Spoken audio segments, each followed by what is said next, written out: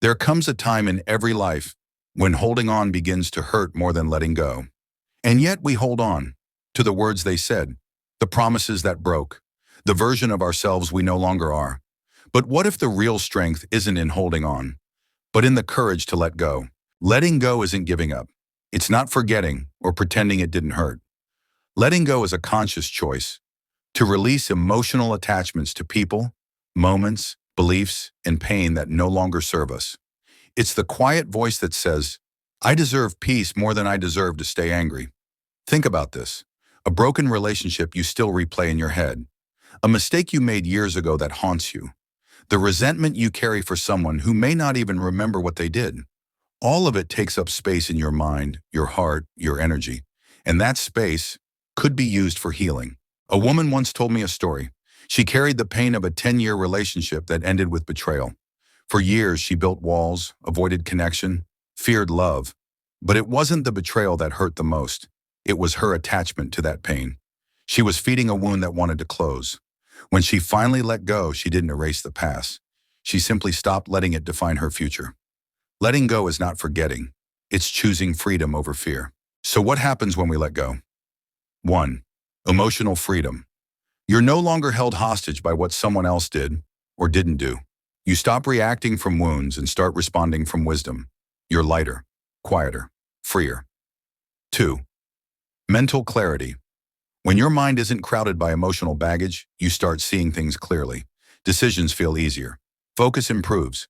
Creativity flows again. You stop surviving and start living. 3. Better relationships. You stop projecting your past onto your present. You become more open, present, and trusting. You begin to love, not from fear, but from fullness. Letting go is a practice, and it begins with awareness. 1. Journaling. Write down what you're holding on to, not just the event, but how it made you feel, why it's still with you. Then ask, what is this pain trying to teach me? Sometimes writing is how we bleed without leaving scars. 2. Mindfulness and meditation. Sit in stillness. Watch your thoughts pass without judgment. The more present you become, the less power the past has over you. Start with just 5 minutes a day. 3. Reframe your thoughts instead of, I was abandoned. Try, I survived. I grew. I learned. The story doesn't change, but your perspective does. And that changes everything. Letting go often requires forgiveness, not always for them, but for you. Forgive yourself for not knowing better. Forgive others for the hurt they caused when they were lost themselves. Self-compassion is the bridge between pain and peace. You're not weak for feeling. You're strong for healing. Every moment you release the past, you make room for the future. Letting go opens the door to new connections, new goals, new versions of you. Adopt a growth mindset. What if every challenge was a teacher? What if your wounds were invitations to rise?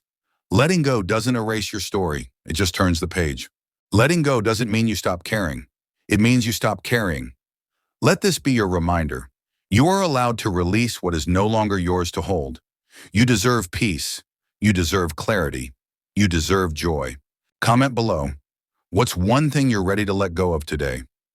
Remember, the past may shape you, but it doesn't have to define you. Let it go. Let it heal. Let it make space for who you're becoming.